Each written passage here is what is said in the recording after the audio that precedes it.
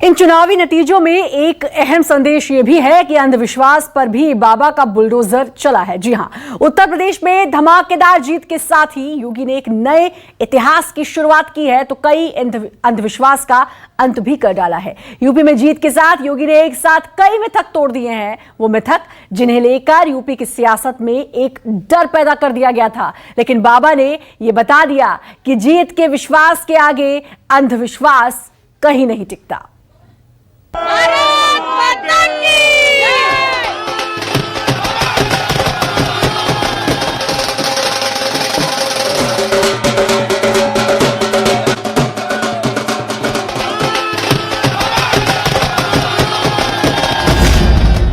नोएडा आने वाला मुख्यमंत्री सत्ता में नहीं लौटता। योगी ने साबित किया झूठ है, झूठ है, झूठ है।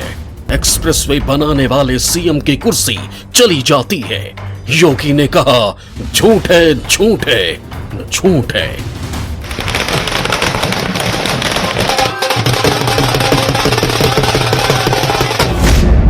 जो मुख्यमंत्री चुनाव लड़ता है वो फिर सीएम नहीं बनता। योगी ने जवाब दिया झूठ है, झूठ है, झूठ है। उत्तर प्रदेश की सियासत में ऐसे कई अंधविश्वास की आंधी चल रही थी, लेकिन इस तूफान के आगे योगी चट्टान बनकर खड़े हो गए और तोड़ दिया सियासी टोटकों के इस चक्रव्यूह को। प्रचंड बहुमत भारतीय जनता पार्टी के राष्ट्रवाद, विकास और सुशासन के मॉडल को उत्तर प्रदेश की 25 करोड़ जनता का आशीर्वाद है। हर मिथक को ठोकर मारते हुए योगी कैसे सत्ता के सबसे बड़े बाजीगर बने हैं, उसे समझने के लिए चलिए नोएडा, जो हमेशा सबके स्वागत के लिए तैयार रहता है। लेकिन योगी से पहले यूपी के सियासतदानों ने उस नोएडा को सत्ता का अपशगुन बना दिया था। मुख्यमंत्री को भी हम तो यही मानेंगे, नोएडा जाने में यही होता है। और अभी नोएडा का तो असर दिखना है, नोएडा जाने के बाद असर दिखाई देता है।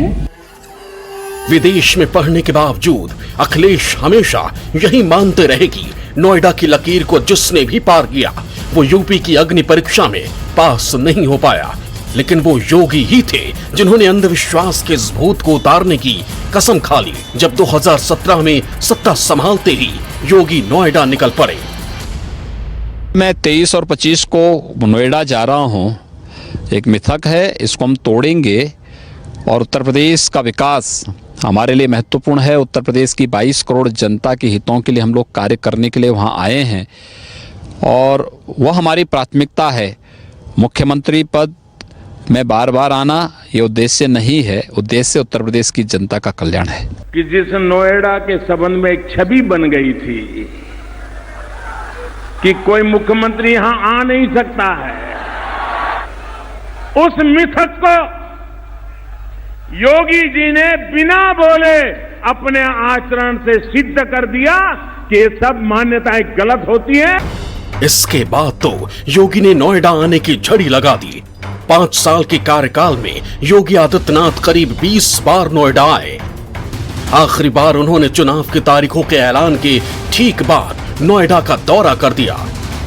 गौतम बुद्ध नगर जनपद में मेरे लिए आना इसलिए भी महत्वपूर्ण हो जाता है। जो मुख्यमंत्री गण थे वे गौतम बुद्ध नगर आने में संकोच करते थे, उनको भय होता था। उनके लिए स्वयं का जीवन और स्वयं की सत्ता महत्वपूर्ण होती थी। वरना तो यूपी में ऐसे नेताओं की लिस्ट बहुत लंबी है जो अपने शासन में नोएडा से जुड़ी परियोजनाओं के नाम पर सीना ठोंकते रहे, लेकिन इस शहर का मुंह तक नहीं देखा। अखिलेश तो सबसे आगे निकले, जिन्होंने सीएम बनते ही 2012 में यमुना एक्सप्रेसवे का उद्घाटन लखनऊ से किया। अपने कार्यकाल में नोएडा से जुड़ी सभी परियोजनाओं का उद्घाटन लखनऊ से किया। 2015 में दादरी कांड के बाद भी वो नोएडा नहीं आए, बल्कि अखलाक के परिवार को मिलने लखनऊ बुलाया।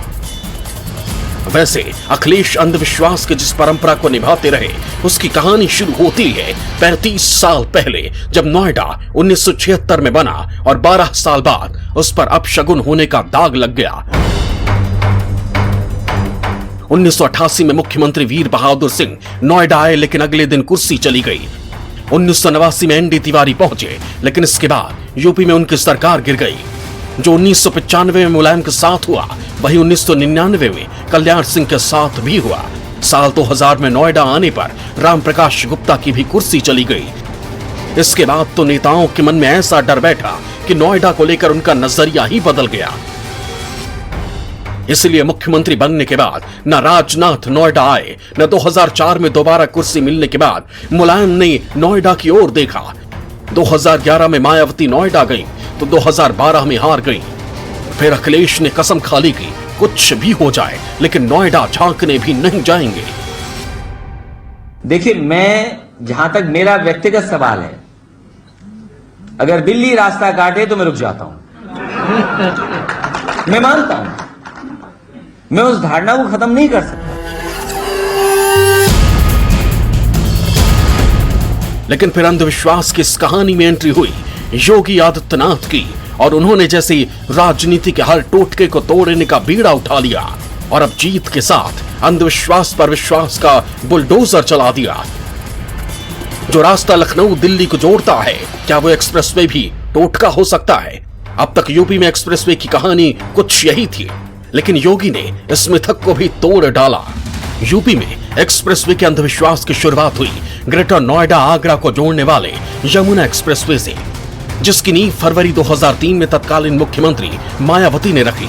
लेकिन जो एक्सप्रेसवे मायावती का ड्रीम प्रोजेक्ट था, वो उसका उद्घाटन तक नहीं कर सकी।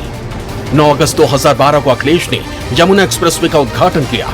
2012 में अखिलेश मुख्यमंत्री बने तो लखनऊ आगरा एक्सप्रेसवे बनने की शुरुआत हुई। 2016 में अखिलेश ने इसका उद्घाटन किया, लेकिन 2017 में उनकी सरकार भी चली गई। इसके बाद एक्सप्रेसवे बनवाने को लेकर राजनीति के गलियारों में एक नई चर्चा को जन्म मिला, लेकिन योगी यहां भी नहीं डरे। 2017 में मुख्यमंत्री बनने के बाद योगी आदित्यनाथ ने यूपी में 3 बड़े एक्सप्रेसवे बनवा दिए, जिनमें शामिल है पूर्वांचल एक्सप्रेसवे, बुंदेलखंड और गंगा एक्सप्रेसवे। और अब उनकी धमाकेदार जीत ने साबित कर दिया कि यकीन खुद पर करना जरूरी है, अंधविश्वास पर नहीं। 2022 में अपनी जीत के साथ योगी ने एक और अंधविश्वास को तोड़ दिया, और वो है विधानसभा चुनाव लड़ने का और जीत हासिल करने का।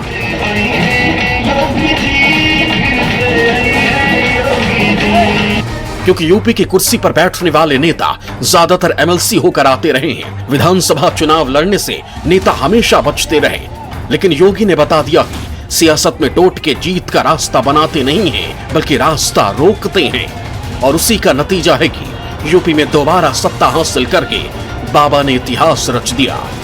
Bureau report, news 24। नमस्कार, मैं हूं मानक गुप्ता। अगर आपको हमारा ये वीडियो पसंद आया हो तो इसे लाइक और शेयर जरूर करें, और हाँ, हमें सब्सक्राइब और फॉलो करना ना भूलें, ताकि आप देश और दुनिया की कोई खबर मिस ना करें। तो जुड़े रहिए हमारे साथ और देखते रहिए न्यूज़ 24।